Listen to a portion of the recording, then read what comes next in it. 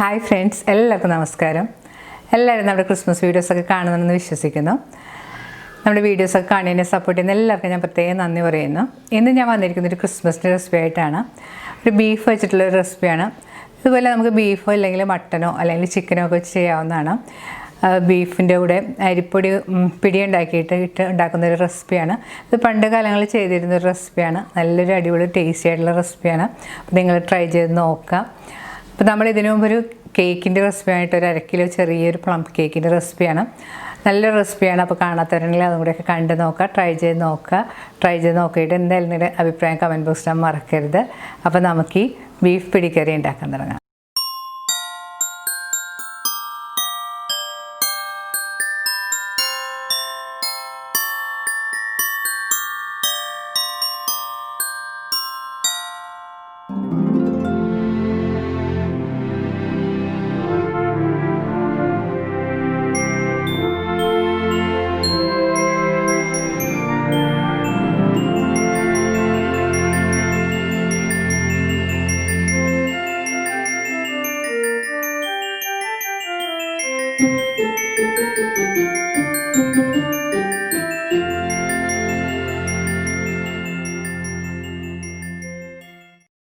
കറി ഉണ്ടാക്കാനുള്ള ബീഫ് ഇതുപോലുള്ള മീഡിയം കഷ്ണങ്ങളായിട്ട് മുറിച്ചതിന് ശേഷം നന്നായിട്ട് കഴുകി വെള്ളമെല്ലാം കളഞ്ഞു വെച്ചതാണിത്.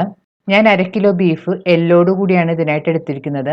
പെല്ലില്ലാതെ വേണമെങ്കിലും എടുക്കാം, എന്തായാലും കുഴപ്പമില്ല. ഇനി ബീഫ് വേവിക്കാനായിട്ട് ഒരു ചെറിയ പ്രഷർ കുക്കറിലേക്ക് ഇട്ട് കൊടുക്കാം.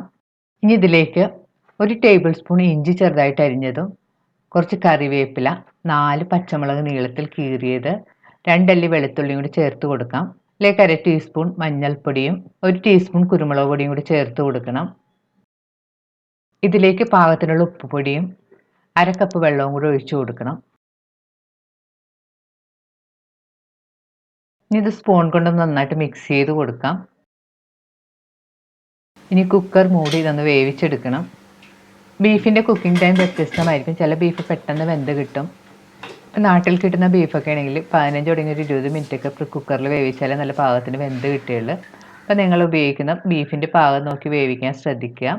ഞാനിവിടെ കുക്കർ സ്റ്റൗവിൽ വെച്ചതിന് ശേഷം ആദ്യത്തെ വിസിൽ വരുമ്പോഴത്തേക്കും സ്റ്റൗ മീഡിയം ഫ്ലെയിമിൽ വെച്ച് ഒരു 15 മിനിറ്റും കൂടെ കുക്ക് ചെയ്യും. അതിന് ശേഷം സ്റ്റൗ ഓഫ് ചെയ്ത് സ്റ്റീം പോകാനായിട്ട് മാറ്റി വെക്കും.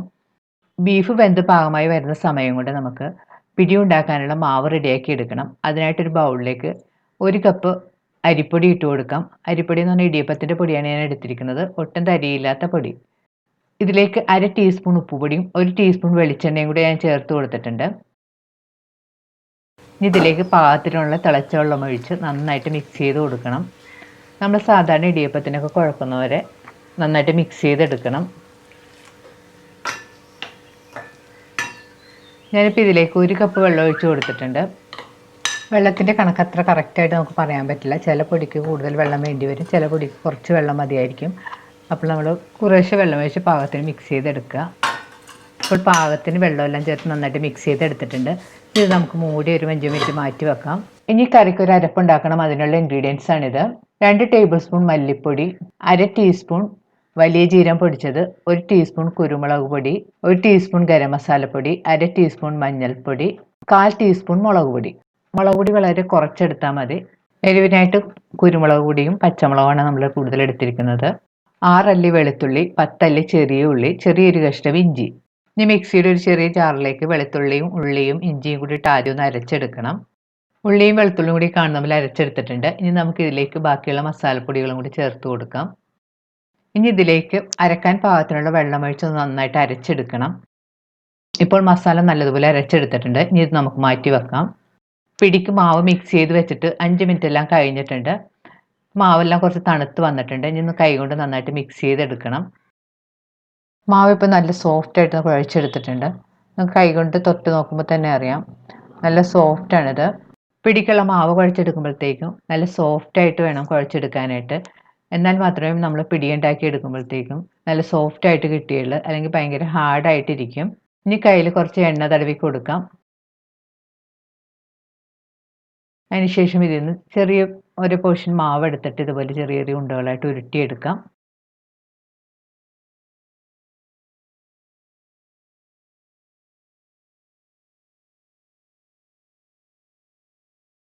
എല്ലാ മാവും ഞാൻ ഇതുപോലെ ചെറിയ ഉണ്ടകളായിട്ട് ഉരുട്ടിയെടുത്തിട്ടുണ്ട്.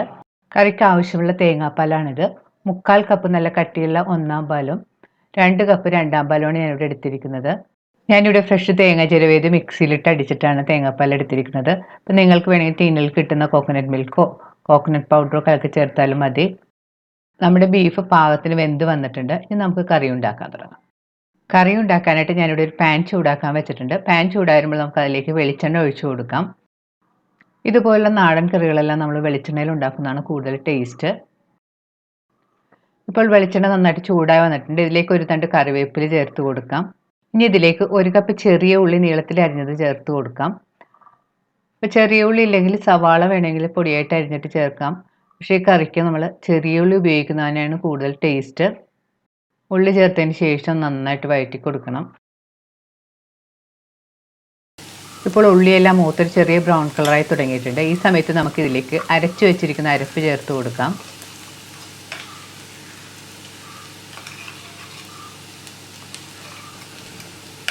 അരപ്പ് ചേർത്ത് നന്നായിട്ട് വഴറ്റി കൊടുക്കണം. അരപ്പിൻ്റെ പച്ചമണമെല്ലാം ഒന്ന് മാറുന്നവർ നന്നായിട്ട് വഴറ്റാം.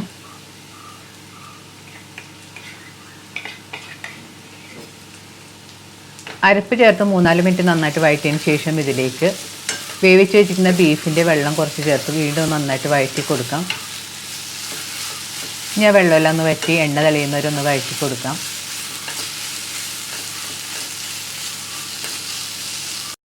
ഇപ്പോൾ മസാലയെല്ലാം മൂത്ത് നല്ലൊരു മണമൊക്കെ വരാൻ തുടങ്ങിയിട്ടുണ്ട്. എണ്ണയൊക്കെ തെളിഞ്ഞ് വന്നിട്ടുണ്ട്. ഈ സമയത്ത് നമുക്കിതിലേക്ക് വേവിച്ച് വെച്ചിരിക്കുന്ന ബീഫ് ചേർത്ത് കൊടുക്കാം. ബീഫ് ചേർത്ത് ഒരു 2-3 മിനിറ്റ് വീണ്ടും നന്നായിട്ട് വഴറ്റി കൊടുക്കണം. മസാലയെല്ലാം ബീഫിൽ പിടിക്കുന്നവരെ നന്നായിട്ട് വഴറ്റാം. ബീഫ് ചേർത്തൊരു 3-4 മിനിറ്റ് നന്നായിട്ട് വഴറ്റിയതിന് ശേഷം ഇതിലേക്ക് എടുത്തു വെച്ചിരിക്കുന്ന 2-ാം പാൽ ചേർത്ത് കൊടുക്കാം. 2-ാം പാൽ ചേർത്ത് ഒന്ന് നന്നായിട്ട് മിക്സ് ചെയ്ത് കൊടുക്കണം. ഇനി ഇതൊന്ന് നന്നായിട്ട് തിളപ്പിക്കണം.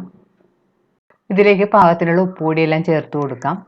ഇപ്പോൾ കറി നല്ലതുപോലെ തിളച്ചു വന്നിട്ടുണ്ട്. ഈ സമയത്ത് നമുക്ക് ഇതിലേക്ക് ഉരുട്ടി വെച്ചിരിക്കുന്ന ഉണ്ടകൾ ഓരോന്നായിട്ട് പെറുക്കിയിട്ട് കൊടുക്കണം.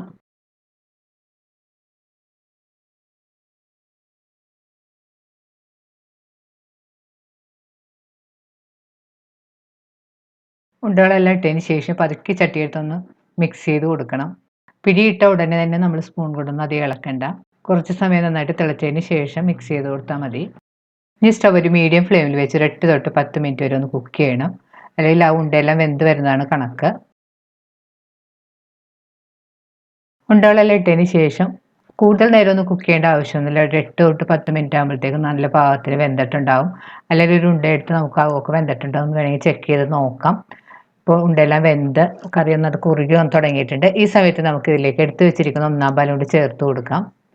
1-ാം പാൽ ചേർത്തതിന് ശേഷം ഒന്ന് പതുക്കെ മിക്സ് ചെയ്ത് യോജിപ്പിക്കണം.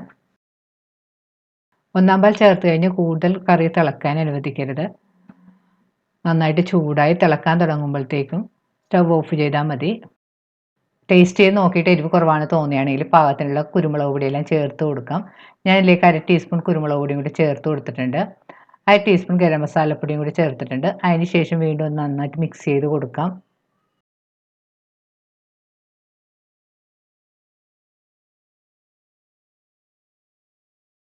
ഇനി കറിയുടെ മുകളിലേക്ക് ഒരു തണ്ട് കറിവേപ്പിലയും 1 ടീസ്പൂൺ വെളിച്ചെണ്ണയും കൂടി ഒഴിച്ചു കൊടുക്കാം.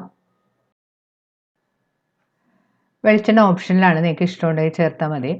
ഇപ്പോൾ ഡയറ്റ് ചെയ്യുന്നവരും കൊളസ്ട്രോളൊക്കെ ഉള്ളവരാണെങ്കിൽ ആ ഭാഗം സ്കിപ്പ് ചെയ്യാം. ഇനി ഇത് നല്ലതുപോലെ മിക്സ് ചെയ്തതിന് ശേഷം നമുക്ക് സ്റ്റൗവിൽ നിന്ന് മാറ്റി വെക്കാം. ഇപ്പോൾ നമ്മുടെ വളരെ രുചികരമായ ഇറച്ചിപ്പിടി കറി റെഡി ആയിട്ടുണ്ട്. നിങ്ങളിത് ട്രൈ ചെയ്ത് നോക്കുക. നമുക്ക് ഈ ക്രിസ്മസിനൊരു വെറൈറ്റി ആയിട്ട് ഇത് ട്രൈ ചെയ്യാവുന്നതാണ്. ട്രൈ ചെയ്ത് നോക്കിയിട്ട് നിങ്ങളുടെ അഭിപ്രായം കമൻറ്റ് ബോക്സിൽ ഇടാൻ മറക്കരുത്. നിങ്ങളുടെ ഫ്രണ്ട്സുമായിട്ടൊക്കെ ഷെയർ ചെയ്യുക. വീണ്ടും ഇതുപോലെ നല്ല അടിപൊളി റെസിപ്പി ആയിട്ട് നമുക്ക് കാണാം. താങ്ക്